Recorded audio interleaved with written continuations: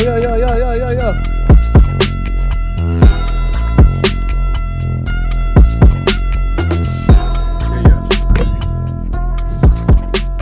Big time. It's been a good week. Yes, it has. It's been a good week this week, man. Got a couple updates. At top of the week, man, you're talking about, do you think the Lakers, currently constructed, can win it all? What's your thoughts on that? So now since they healthy with Rui being back, I can see it being a possibility. Yeah.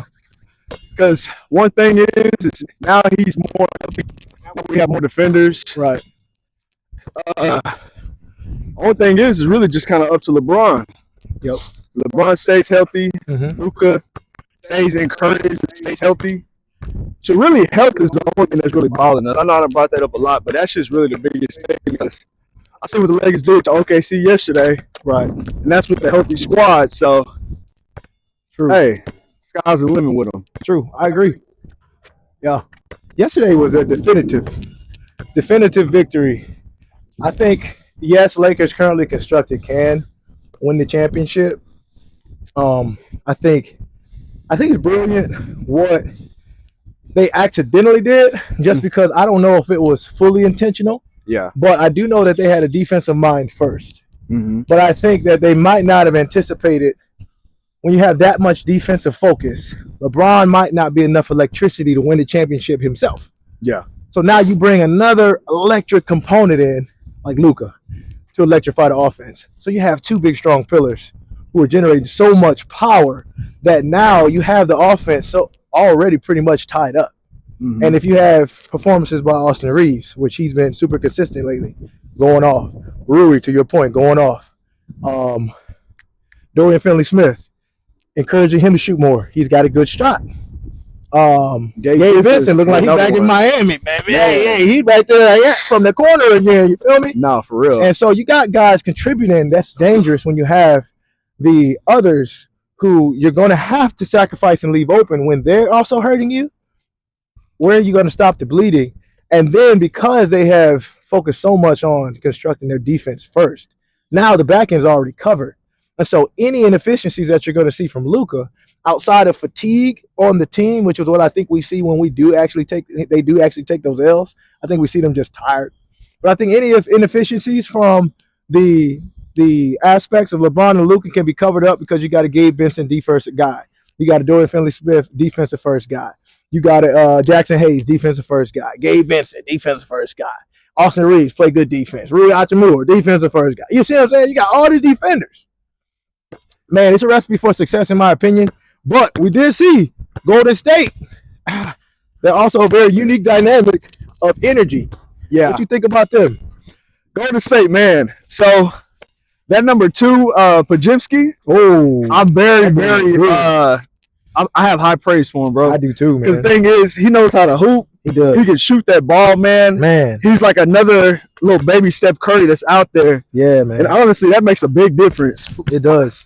Makes a big difference. And then also, I'll think about Jonathan Kuminga. Oh, man. He's another one. He's warming up, too. He reminds me of a young Andre Iguodala. Yeah. They've been kind of nurturing him. He has a little bit of Iggy in him. Yep. He got a little bit of Draymond in him. It's kind of like how Houston has Amen Thompson. He can do a little bit of both. And so whenever you have like that kind of Swiss Army knife on the squad, I don't know, man. That's going to be dangerous for a lot of teams. And they move the ball a lot. That's another thing that's a big deal. I will say this, though. I kind of want to see how Draymond does in the playoffs. Yeah. I want to see if he can get more aggressive on the offensive side. I know he's going to do great on the defensive side. Yeah. But the offensive side, I want to see him do some more things. Yeah. But outside of that, man, I think about Steph. I think about what they have right now with some sharpshooters. Oh, yeah. They do have some defenders. Oh, yeah. Defenders. I mean, the only team that can beat them is themselves. That's just being real. Golden State? Yeah. 100%. The only team that can beat them is themselves. And I think they know that. They realize that. And I think that's why a while ago when Draymond came out with that statement about they can win the championship, I think that's what he was alluding to. Yeah. I think he was alluding to the fact of like, hey, the only people that they can beat us is ourselves. And so he's saying, hey, if ain't no other team beat us but us, yeah, we sitting at the top. But to that point, man, yeah, Pajimski looks really, really good. I'm impressed with that young man, for sure.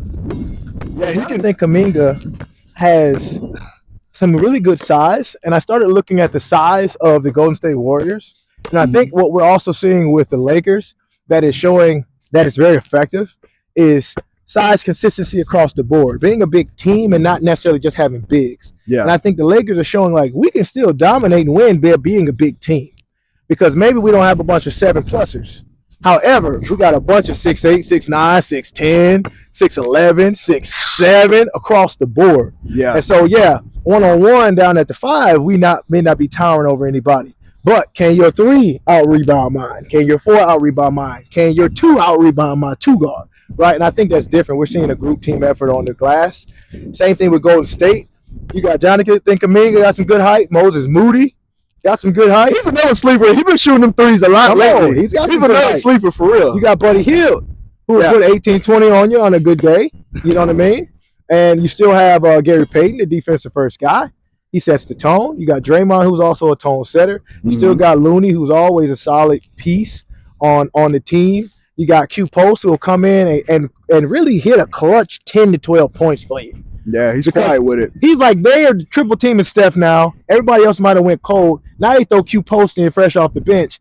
Throw it back to him. Nobody guards him because they're like, who this dude? He's about 7 foot tall. He over there. Wow. Yeah, he's smooth with it. Then he cuts their lead in half. He come in and hit 2 threes real quick, go back to the bench. Now we got momentum. And so they got them sneaky components. Yeah. You know, I don't know. It's gonna be an exciting year.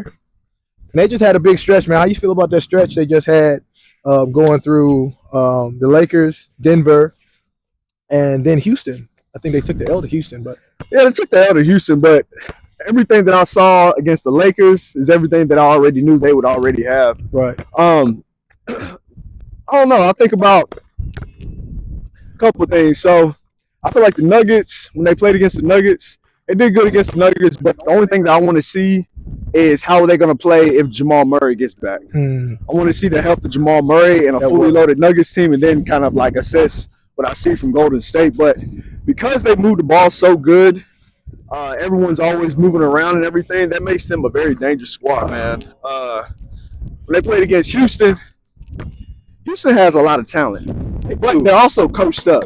Coach Emeka, he be doing a great job with them.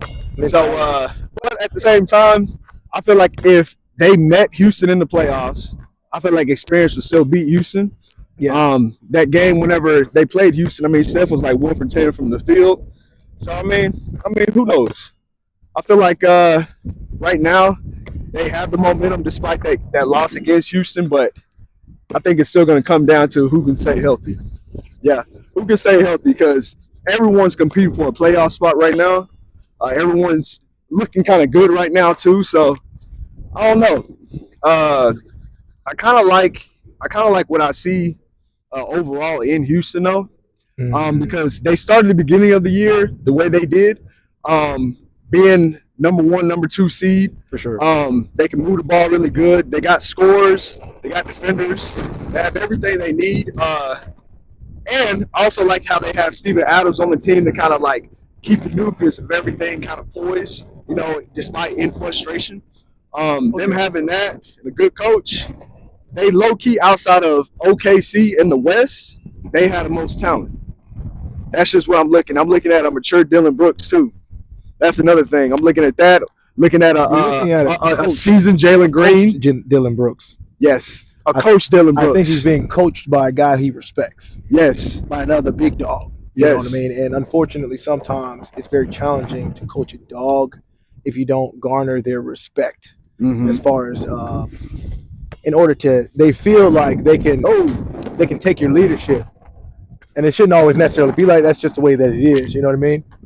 Nah, for real. So I think Ime Udoka is proven out to be a really good fit for Dylan Brooks. But anyhow, continue. Yeah. So with them, they look good. But yeah, if I also got to see who they're gonna play in the first round, because they're the number 2 seed. So the number 2 seed usually plays who? The 6 seed? Probably one of the teams in the play-in tournament. Yeah. Depending on who they play, is kind of what it's going to kind of determine how they're going to be going forward, because they got to play against some teams I feel like they can feel confident against first. I feel like right now they're in the head of Golden State because when you beat teams at the end of the season right now, Yep. I feel like that's where you can kind of build a lot of confidence. That's another thing. You know, you have a lot of athleticism with not with OKC, but with Houston. Mm-hmm. All that athleticism plays a big role going down the stretch. And they're also deep off the bench. So that's going to be another thing that's going to be a big deal for them. I think so too. I think it was a good test for them, man. I think they got tested well. You know, they had a good stretch of big players in the West. I think they proved up well. You know, they looked tired when they were playing Houston. Yeah. You know, Houston, I can see is being excited. It's like, hey, this is a statement. Youthful. If we go in and beat Golden State, you know what I mean? It's a statement. And they looked a little gassed. They just looked tired, you know. And I'm like, that's fair. I mean, they just put forth a great effort. They beat LA. They turn around and beat Denver, depleted Denver. But it's still a dub, okay? Because, I mean, playoffs, somebody's going to get hurt. It's just the way it is. That's why there's no point of using that excuse all the time. I always hurt, but everybody deals with the same type of injuries. They do. So if you want actually an advantage, then make sure you all are actually doing what you can to stay as healthy as possible because that's the biggest advantage these days. You know, health is the biggest thing to your point. But, yeah, man, I think it's a good test. I think they gassed out, but it's all good. It's going to be a fun finals this year. A really fun finals. It's funny looking at Houston right now because, honestly, Doug, they look like Boston whenever Coach Mecca was over there. Oh, they really do. They look like Boston. It's like he do everybody together just right. And he has that Swiss Army knife, Amen Thompson, on the squad, too. That can do so much on both ends of the floor. 100%. That's just, I don't know. That's to me, that's very exciting. It is exciting. I look forward to seeing what they do. I don't personally think that they're going to win the championship. Nah. But I think it's going to be a really good Cinderella story. Yeah. Because I think they get past the first round of whoever they play. And I think they knock off a big player. So I think they're going to upset somebody, whether it's, I don't know who they're going to play. OKC, I don't know how the shuffle's going to go, but I think that first round they're going to knock off someone that nobody really expects. And we'll see. I'll tell you this after I make this shot. Let me get one more. Yes, sir. We're going to catch this blooper. Yes. Anyways, what was I going to say about, if they meet OKC in the first round, right, that's not going to be good for them. That's not going to be good for OKC. Nah, I don't think it's going to be good for Houston, honestly. Houston? Yeah. I don't think Houston has anything to lose. I think them getting to the playoffs is like, oh, Ime Udoka. I think, yeah, you know, because who they got? Nobody expects them to go to the play to like do nothing big. But anyway, I'm listening. No, that is true. But whenever I be thinking about how he was out there in Boston, yeah, kind of low key expect for a team coached by him to do what they're doing right now. That's very true. But great point. Great point. But yeah, we'll see. You saying you think that's not good for Houston if they face OKC? Yeah, I don't think it's good for Houston if they play OKC. Just because OKC, that's going to be their confident momentum booster because they're playing against a top-seeded team with a lot of talent. And so if they play against that type of squad, and that's a credibility of a type of squad, that's going to give them the momentum that I don't think no team in the West wants to see them have. Yeah. I feel like if they played against Golden State, it'd be like, yes, but y'all are not the same quote-unquote Golden State when you had Clay and stuff like that. For sure. But at the same time, they gel together where they can do enough right now, especially adding Jimmy Butler. But the point being, I just feel like psychologically, it would be very dangerous for them. Yeah. Yeah, very, very dangerous for them. That's true. And that's the only reason why I cast a little doubt, because I agree exactly with you. I think OKC is a more mature team. I think that they're a little more battle tested. It's the same thing as we saw the past few playoffs. Mm-hmm. We all should, based on pound for pound potential, OKC probably should have performed a lot. I wouldn't say maybe should have showed up a little bit differently in the postseason. Yeah. I think we might have all seen like their potential. They may have gotten kicked out a little prematurely. We think they might have been ready for the finals. But, you know, you have to go through experience and youth and understand what to do with your mind and your body to make sure you can perform the same way game after game after game, going through different strategies and so many things thrown at you. And that's where youth kind of gets in the way. So the only downside I have against Houston, I think they got a powerhouse in Ime Udoka, and I think he's going to pull them along, and that's why they're doing very well. But I think that postseason is a beast. And I think those extra components that take experience and know-how, and we've been here before, and we got the sour taste of defeat in our mouth. So, no, let me not go party this night before. We might be up 2-0, but let me stay home and eat my grapes. Let me get a massage. Man. Let me go to sleep early. Because last time I thought I could make it in the fourth quarter, I lost my legs, and I went 0 for 10, and that's ultimately why. You see what I'm saying? Yeah. And so that comes with maturity. That comes with pain. And I think these youngsters are just excited. They're like, man, we balling, boy. We're sure at the top, man. We just beat, you know what I'm saying? And so I think that eventually becomes a stumbling block for youngsters. But it's such an important stumbling block because that's how you learn how to catch your balance. Yeah. Right? To come back within the next 2-3 years and actually get the dub. Right?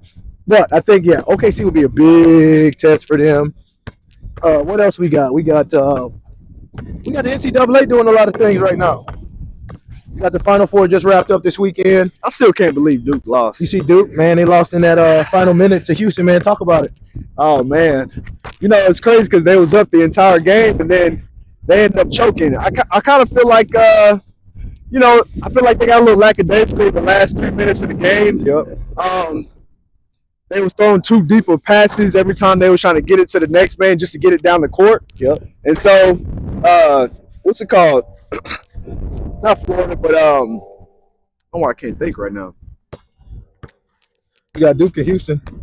Yeah, I was about to say Houston started. No, not Houston. They didn't play. Florida Gators and Auburn. Yep. But I'm about to say like Houston, they started pressing them really good. And so whenever that happened, I feel like those freshmen, they kind of like low key just kind of caved in a little bit. A little bit. Yeah, they started doing that pressing on them and they started caving in. And so literally, like I said, they was up. I think it was up by like maybe 6 to 8 points in the last about 2.5 minutes. Mm-hmm. And then all of a sudden, man, they just caved in. That's going to be one of those things where I feel like seniority definitely plays a big factor, which it always has been in the NCAA tournament.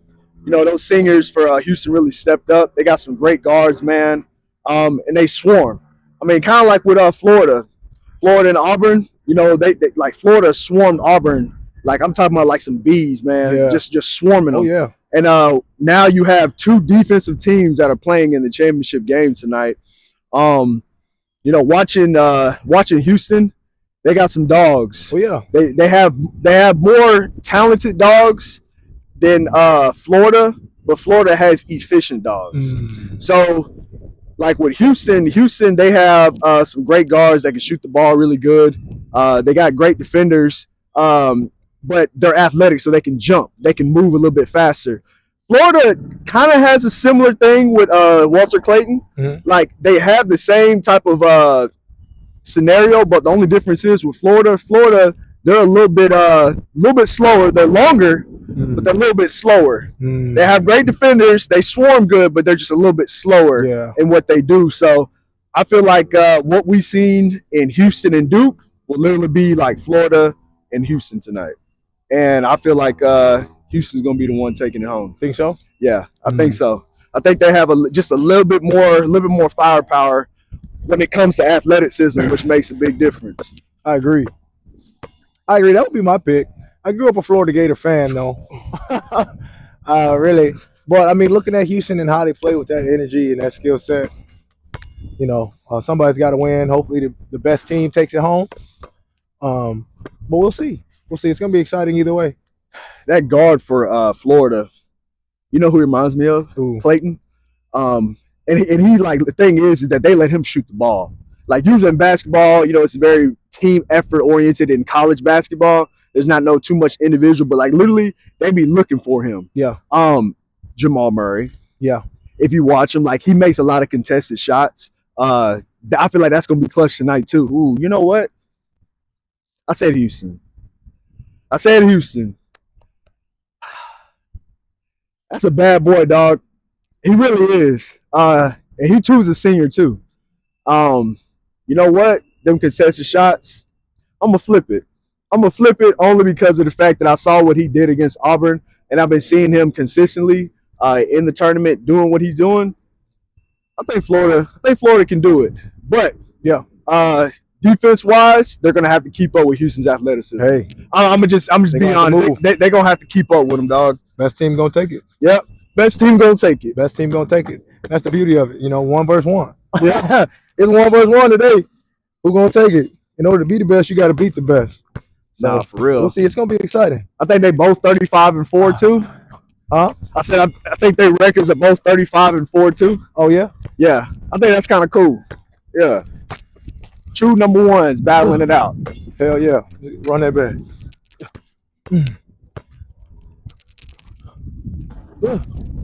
So you know how you was talking about Denver? Yeah. So what you think about Jokic? I know Jamal Murray's been out right now. Yep. And Jokic is having to hold it down with Michael Porter Jr. For sure. Right? You think Nikola Jokic is top 20 player all time? I'd give him that, and I wouldn't think too long about it before I gave it to him. And Okay. I think the only question is, I think the longest thought on that question is who you got to move out of that top 20. But I think him being in there is a no-brainer. I mean, he's won, 2, 3 MVPs already? He's moved around like the greats that we already see, the Larry Birds of the world, the Dirk Nowitzkis of the world. He has a unique skill set. He doesn't play like that. Very unique skill set, man. You know what I mean? It's dominant in its own way. Yeah. It's like a Luka Doncic, right? It's dominant in its own way. It just is what it is.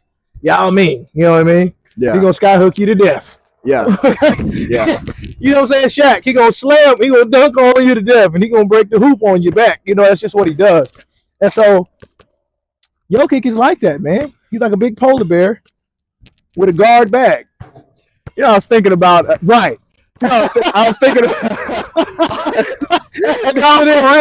had to sink in for a minute. I had to think about what you said. No, but the thing I'll be thinking about, like top 20 players of all time, it's so tough because there's so many cold cats Come on. that should be in that top 20. But as far as top 20 talent, Yeah. absolutely, Come on now. absolutely. Come on now. Like he is a slow rolling sloth out there, Come dog. on. But he's smooth like butter. Like you can't take that from him. Hey, if we all got to be an animal, he the best of his kind. Nah, for The real. best of his kind. I can't even like hate on his gangs. What bigs would I take in front of the Joker right now? I was like, well, Tim Duncan, respectable. David Robinson, yes, but Jokic can do so much that both of them can do. But I'm like, but I don't want to take credit away from the general or the admiral. You know what I'm saying? Or from Tim Duncan. I was like, what about Akeem Olajuwon? Well, he was a blocking specialist, skyhook specialist. But Jokic can do all of that too. Now, not saying he looks like Akeem Olajuwon, but he will slow roll it and still be just as effective. Or what about Dirk? Well, he plays like Dirk.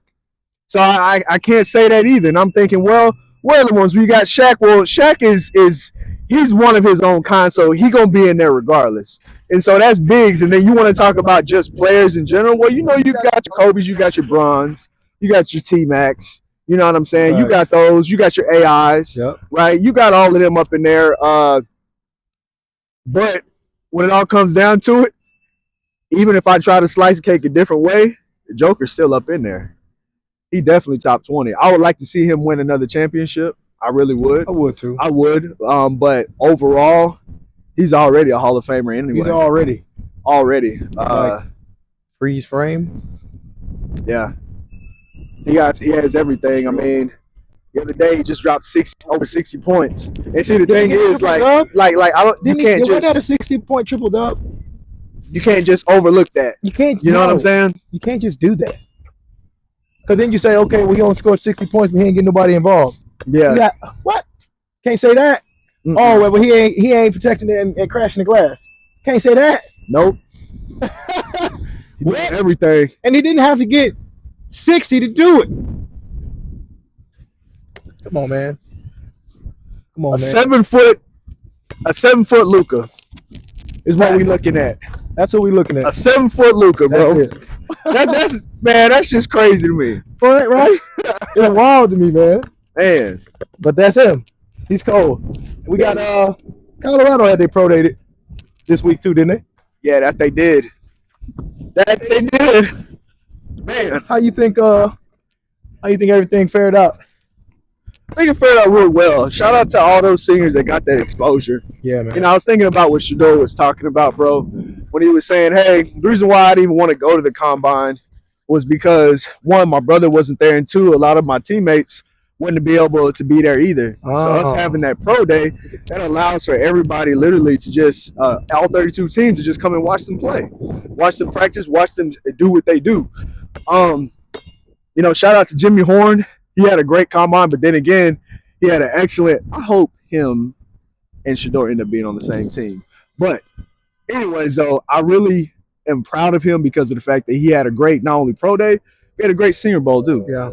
So he did well. He went back. He still ran a 4.4, but we all know that he is a 4.3 on the field. Oh yeah, we know he is. The 40 ain't nothing but a technique type style of running. But when you watch him, you can tell his routes is zoop zoop 4.3 4.3 4.3 every little step. Yeah, I was thinking about how Shedeur had you know, he had a great pro day.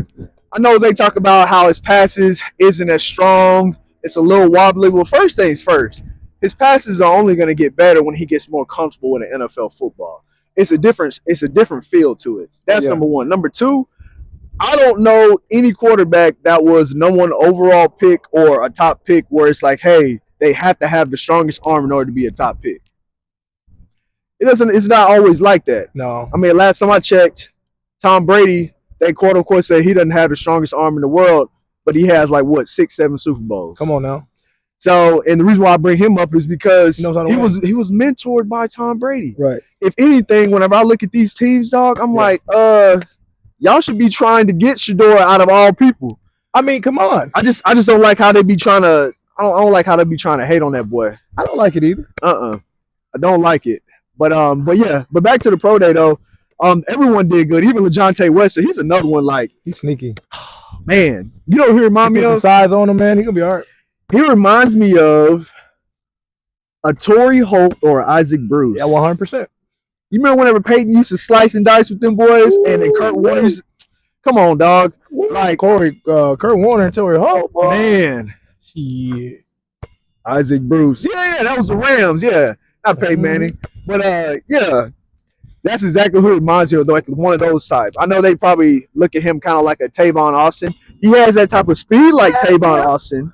I think he's a little more, yeah. He has that speed like Tavon Austin, but when it comes to him being a very dominant receiver, even if they want to call him a number 2 receiver, yeah, I still feel like he has the potential to be like a Torrey Holt, Isaac Bruce, or even what's his name, Smitty. Remember Smitty used to play for Carolina? Oh yeah, Steve Smith. Steve Smith. Yeah. He could be like a Steve Smith too, because he may be small, but he's a little scrappy. I mean, he can catch the ball really good. Certified dog. He is, and so is LeJontay. Certified. I was like, man, anytime you can go from one college and you go to another college that's filled with a lot of receivers, a lot of number 1 potential type receivers, and you still find ways to carry your 1,000-yard receiving type of season to another squad where you're still getting 800-900 yards, and you ain't even the number 1 receiver. And he gets 800-900 yards. Yes. Like he gets his. He's not like one of those players to where he's getting a whole bunch of targets and touches. Man, he gets his. He catch that rock and gets busy. Okay, like I think a lot of teams gotta look at that too. My man, he knows how to get them yak yards. That's another thing I was looking at because, yes, yak yards. Because when he gets the ball, he's always getting up the field fast. You don't expect it touchdown. You talk about NFL type style of play. Yeah, that's NFL type style of play. He catching that rock. He looking to score. Speaking of catching the ball, speaking of hands, that boy Travis Hunter. What's funny is that he had no gloves. No, he had no gloves doing what he was doing. And all I was thinking, I said, man, he's out there at that pro day catching those footballs, an NFL football, one that's usually pretty slick, and he's catching that without no gloves. I would love to see what they would say about him not being able to play wide receiver, because that low key was him just kind of indirectly saying, you know, I can play receiver too, right? You know I can play receiver too. Wink, wink. Wink, wink. And I know they're like, well, look at how he was running his routes. He's running his routes like that. The reason why he was doing all that juking, That's literally like as if you are in game and those DBs are pressing you while all these other routes are trying to develop. So he's what you call a security blank type route specialist. He can do that type of stuff. 100%. So meanwhile, while the quarterback is doing the first and second read, by the time he gets open, Travis Hunter's the third read. Boom. He catch that slot. He can mess around and be 88 out the gate for a touchdown. Out the gate.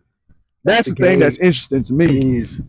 Yeah, man. And he has the feet to run a really good option. And so you can run a lot of option routes with him too.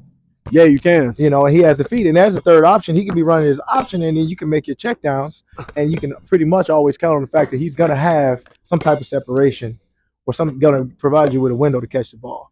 And with his elusiveness and his ability to contort his body and athleticism to jump and to stop on a dime, like quarterbacks will have fun with that. A quarterback like Aaron Rodgers, who is a marksman, like marksman quarterbacks would have fun with a guy like a Travis Hunter because they can throw it everywhere. Kind of like a guy like Kenny Pickett. We talk about it all the time. Like those type of guys, man, you can throw that ball anywhere you want to. Chad Ochocinco, same type of guy. You know what I mean? He catch those hard passes. Odell Beckham, just put it in his area. You know what I mean? Those type of guys. So I look forward to it, man. I look forward to it. I think the draft is a little bit, a couple weeks away, right? A couple weeks away, and I'll tell you this. Another thing I was thinking about with what's his name? Shiloh Sanders. Yeah. Oh yeah. Shout out to Shiloh running the 4.52. And I think a couple times he ran like a 4.47. People don't realize. I want to give him a shout out, dog. 4.52. That's fast, respectful, bro. Man. It's it fast. Is respectful. And it's a lot of fast people that we see on the field, like game fast, that run 4.5. Yes. Shoot. I was thinking about that. I was like, man, you can get away with a 4.5. I'm so happy for him because I think about like if any two ways he ran a 4.6 or 4.7, they'd have been trying to tell him like he ain't ready for the league. Yeah. Now you can't you can't bury his status of being able to get to the league. You got to give him a chance. And his name is up here. Bingo. Right. And so these are where the expectations are. However, you put that 4.52 on the same chart with all the rest of them DBs and the DBs that's in the league, he gonna compete. I think that's like is respectful. I'm about to say I think the 4 or 5 top half percentile. Yeah, I'm about to say it's pretty much average for a safety going into the league. I mean, obviously your corners are going to be faster than your safeties. Of course. That's why corners. That's what I meant. Safeties and corners. DBs. Yeah, DBs. Because like by the time your corner gets a little bit older in age, they'll probably end up putting them at free safety. Right.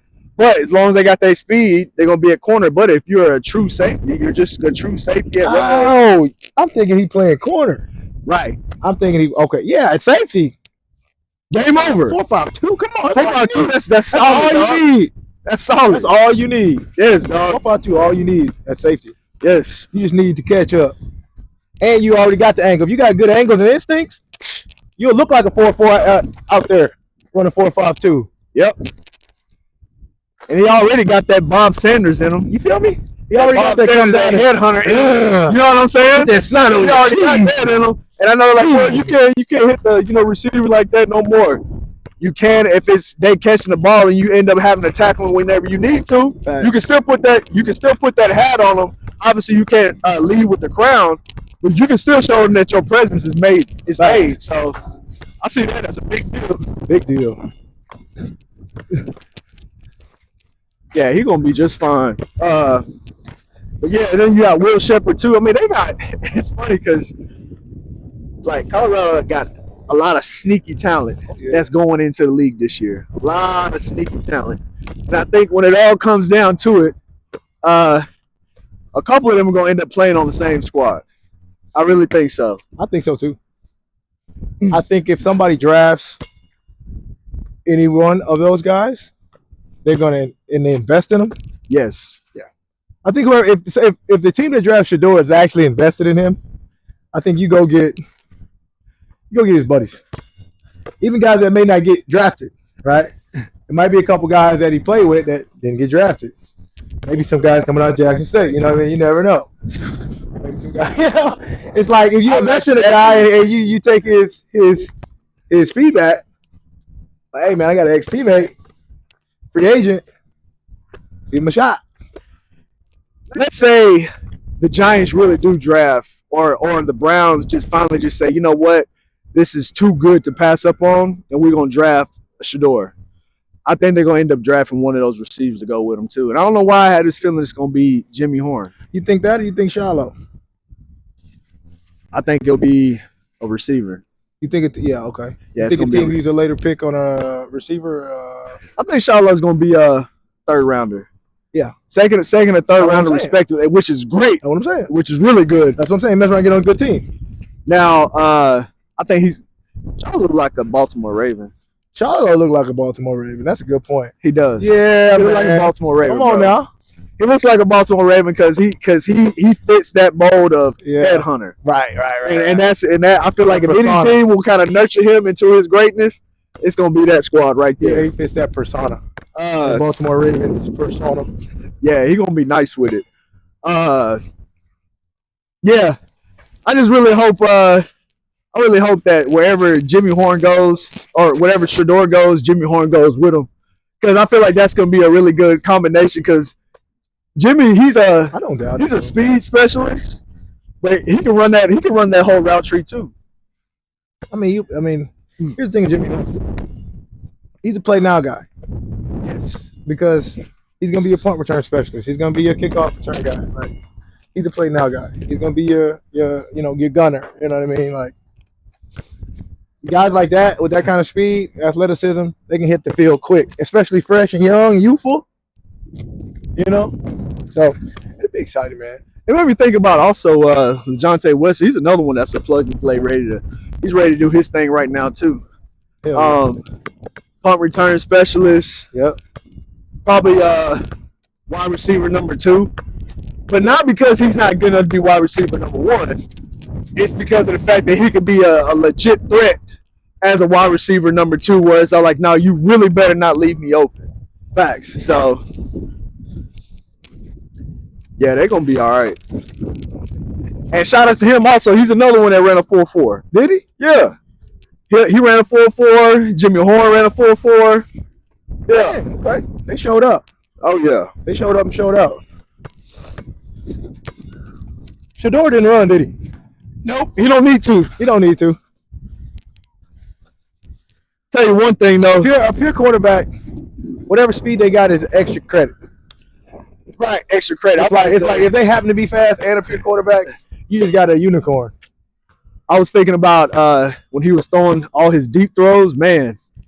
Probably one of the best deep throwing quarterbacks in the draft right now. When I talk about, it may be rainbow, but it's on a dime. Oh, yeah. He throws it on a dime every single time. You know who else did that? Tom Brady. That's the thing. Like, people got to understand. Time, too. When the ball has got that kind of arc, you have time. You have time. You have time to be the athlete that you are. You have time to be the better guy. Because one is one-on-one, you got a defensive player trying to stop you. It's all about who's the better guy. And when your quarterback cannot throw a 50-50 ball to where it's me or you, and it depends on whose momentum after we doing all this pushing and shoving, right? And you give me the opportunity to actually know how to gauge it, slow down, play with him a little bit, speed up, slow down, play with him. And then last second, right? You give me time to get creative and actually put myself in the best position to make that catch. Versus it's coming so fast and both of us are trying to, Yes. And so those are the differences to what you're talking about, that rainbow. That's what makes that so effective. Because it gives also an additional advantage, not only from the passer throwing a good accurate ball, but to the receiver, giving him a better opportunity to actually make a play. Yes. I'm about to say, because the way he throws the ball, literally, it's like the receiver is doing their thing, and that ball is just following him like a missile. Yeah, right. Like a missile that's already on target. And that makes a difference, but it's Shedeur's anticipation. The way he anticipates where his receivers will be, that's a mind game. Oh, yeah. That's a mind game that not every quarterback has. There's quarterbacks that got talent. They can throw the ball real good. You know what I mean? They can throw the ball with accuracy, but can they beat you with the mind? And that's the thing. Like Shedeur, I feel like once it's all said and done, and once these scouts really get all the way into the meat and potatoes of the draft meeting whenever they on the clock, They gonna realize you can't let Shedeur pass. It's gonna be hard to pass that one up, man. It's gonna be hard to, dog. But I mean, it's like that across the board. It's tough to be a GM right now. Because normally we talking about running back, something like that, receiver, quarterback. But now you got all of those components. Plus you got a DN that's up there. Plus we understand the importance of having a solid O-line, solid D-line. So now people are being a little bit more wise. Like, dang, man, we saw Travis Kelce dominate the league. So you got tight ends that are available. So you see Brock Bowers. You see when you have these components, what they can do. And so it's so many different impact players that just came out this previous year. Mm-hmm. Now it has so much consideration. Okay, dang, what do we do, man?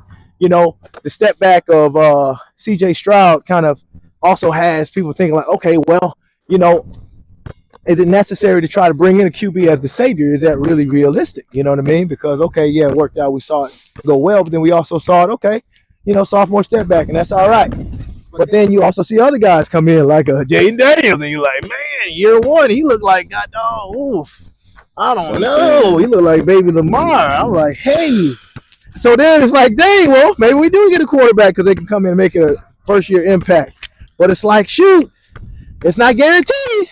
Because, Caleb Williams still has some struggles, even though he still played the quarterback position decent. We saw that other gaps in the team can still show a negative impact if you don't fill them, right? Yeah. And so, I don't know. You're right, though. I think it's going to be hard to pass up Shedeur. I think it's hard to pass up Abdul Carter, Travis Hunter. Cam Ward's hard to pass up on. I think I go Shedeur over Cam. But a team like Tennessee, unless I'm Tennessee, because I think he fits Tennessee really well. Yeah. I think he fits Cleveland really well, too. He looks like Steve McNair. Physically and everything. Yeah. So he looks like he's destined to be a Titan. Yeah. But the Titans got eyes, too, now. Huh? Titans got eyes, too. Yeah, they do. I'll tell you what, though. If they mess around and let Cleveland get Abdul Carter, that's going to really be a really big component to their defense. But then they're one injury away from being in the same position. I think Cleveland need to get a quarterback. Yeah. I think we see Cam 1, Shedeur 2, and Trav 3. Put your Trav out there with Mr. Neighbors. You feel me? Out there with the Giants. Put him out there with the Giants. Let Wilson, let Jameis, Wilson, and Winston, the WW connection, let them get busy. Then come back the next year and see what you're going to do about your future at the QB position. But take that time, go get you a unicorn and Trav. Put them with some vets who can swing it. Hope your defense can hold. I want to know where go with, huh? I want to know what they want to do with that, because the Giants got 2 quarterbacks. So are y'all going to try to go get a quarterback in the draft for your future, or are you going to try to bank on trying to tank for next year? Now, I don't know if it's like a tank for art type situation. I think you don't get a quarterback. If I'm New York, why? Like, you might as well go get yours now. But I don't know. Sometimes I just be wondering. It's just a weird quarterback room. It doesn't look like there's a plan. Right. That's what I'm saying. It's just miscellaneous energy. Unless they said, we have the quarterback position sold up because we know that between the two of them, we can get a solid season out of the two of them, right? Yeah. When the other one messing up, yeah, all right, yeah, you go, right? They know they can get a solid season out of the two of them. But here's the thing about QBs, man. Every year it's going to be, you know what I'm saying? Like 2026 is going to produce the same conversation. There's going to be 2 or 3 guys that we like, right? And so it's like, okay, well, if they wait, since they already got vets and they already got some talent, why not get a Travis Hunter? Why not get some of this other gaps that you can fill when you know that next year you're going to have an opportunity to go get another quarterback, quote unquote, top guy? And that's going to be tough. Let's see. Yeah, but you ain't going to get another opportunity to get like Shedeur Sanders' last name with that market that he's going to generate to your organization. So any organization need to consider that. Yeah, you might get a guy, but unless he's Pat Mahomes and unless he's that guy, the Sanders' last name is going to bring a whole different level of attention, eyes, awareness for the next decade at least, as long as you commit to that family. So, I mean, you're talking about putting a franchise on the map. I mean, unless the franchise is already on the map. But if you got a top 5 pick, you're probably not already on the map. Yeah, you put a Shedeur in there. So what? He's not. You can rank him however all the rest of the athletes. But if you need a surge in your organization, kind of like a Cleveland, y'all need a surge. Isn't any attention good attention? Yeah, right. That's the reason why I was bringing that up, because I was thinking, I said, well, whenever you was talking about him going to the New York market, those jersey sales would go crazy. Those ticket sales would go crazy. The marketing sales would go crazy. I don't think they're going to pass up that at the end of the day. Now, the circus that they kind of have. He's still there. I don't want to say the circus, but the QB energy room, I don't know how that would gel, be honest with you. Because Shedeur seems like he's very chill, laid back, but he's probably also like, just certain energies. You can just feel like, I don't know, I just feel like certain energies would be kind of clashing. Yeah. I don't know. Yeah, I don't really know if that'll. Who knows? We'll see. End of the day, we don't. We only know until we see it. It's gonna be fun. Yeah, that shit gonna be fun though. That's gonna be fun. Oh man, hold on. What about Joe Milton? Oh man, what about Joe Milton to the Cowboys? I was listening to this game since he's gotten into Dallas. And they was asking him about his game, and he was like, you know what? He was like, towards the end of the season, whenever I got to play, I realized that it was just football at the end of the day, and I don't have to overthink things. Yeah. And I like that he said that, because this is just going to be his second season. That's all. So when I was thinking about it, I was like, maybe with him talking about, hey, as long as I treat this like high school, as long as I treat this like college, as long as I don't just try to allow for it, since it's professional, to, I guess, overrun my brain, I'll be just fine. That's what he said? Yeah, that's a good sign. If you allow for someone with that kind of skill set, oh man, to be confident, wow, they're gonna have them another Josh Allen. Wow, they're gonna have a Josh Allen in Dallas. How what's his stature? I believe he's about 6'5", 248, something like that, 250. Hold on, what happens when he walks into the QB room for the first time, and you do one of these? Right. Hey. like whoa. Like these. Hey. Yes. Whoa. And then you see him do this. And then you see him take off. You like, oh. Then you see him do a backflip after a touchdown. I tell you what, Dak gonna be spending many late nights reading film. Nah, for real. He gonna bring his A game. I think that's what they bring the A game up out of Mr. Dak. I think that's what they was trying to do. Like, hey, yeah, you need that sometime. We got to go ahead and wake you on up. Yeah, you need that wake up call. And here's the thing that I have said plenty of times, just in general. Yeah, I always felt like with Dak, I feel like if you give him 10 good seasons, yeah, you're gonna get some. You're gonna get a Super Bowl out of that. Get one. But it's going to take him about 10 seasons. Now, I think he's on season 9 or 10. So, I feel like he may be due for a possible playoff push at least. But it's just one of those things. Now, the situation came back around. It's like, what are you talking about? Remember whenever Tony Romo was a quarterback for Dallas? Yep. And then that's whenever Dak got picked up in the 4th round. And slowly but surely, it was just kind of like a exit the stage. We're kind of seeing the similar thing right now. Yeah. And I mean, no harm, no foul. Like being a professional athlete in the NFL on any professional level is not easy. You're talking about you're a very small percentile of everybody plays a sport in your market, in your country, in your state, in your city. So I mean, it's substantial the fact that you made it and played that long, especially past 5 years. That says a lot. Big contract, you're a millionaire, take care of your family the rest of your life. Good. And so to people listening and watching it, like, one thing that we're not gonna do on this show is bash nobody. Nope. We ain't gonna degrade nobody. We ain't gonna talk bad about nobody's character. And we ain't gonna belittle the fact that you made it to the professional level. Man, you are one of the greatest to play this sport ever. Facts. And you need to hang your head high. I don't care if it was 1 year, 2 years, half a season, practice squad. Hey man, that's substantial, brother.